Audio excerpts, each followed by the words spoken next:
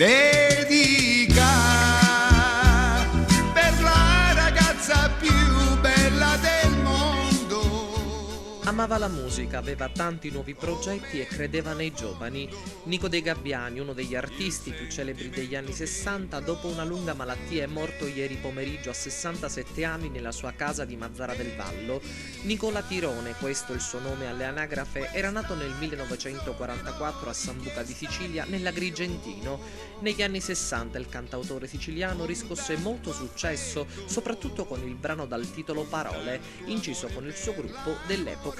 Dopo lo scioglimento dal complesso proseguì la carriera da solista con notevoli successi. In diverse occasioni è stato ospite di trasmissioni di revival musicali, tra cui I migliori anni condotto da Carlo Conti su Rai 1 ed anche nel talent show Incanto condotto da Biagio Di Martino è andato in onda nella nostra emittente.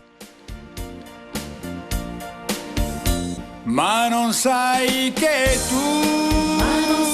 tu sei l'amore mio, non tormentarmi con la gelosia. Nico De Gabbiani aveva fondato recentemente una casa discografica nella sua città proprio per cercare di aiutare i giovani più talentuosi che magari avevano difficoltà a registrare i propri brani e proporli per importanti audizioni. Un talent scout che credeva nelle nuove leve della musica italiana, ma nonostante il male che portava con sé non perdeva mai il sorriso e la voglia di vivere con la musica.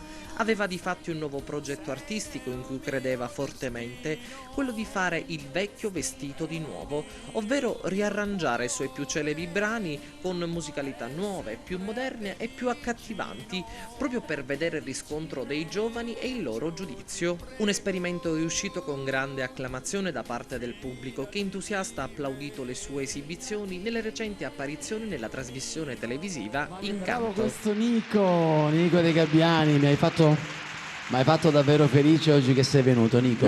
Grazie, sono stato molto felice io di venire a vivere in mezzo alla mia gente.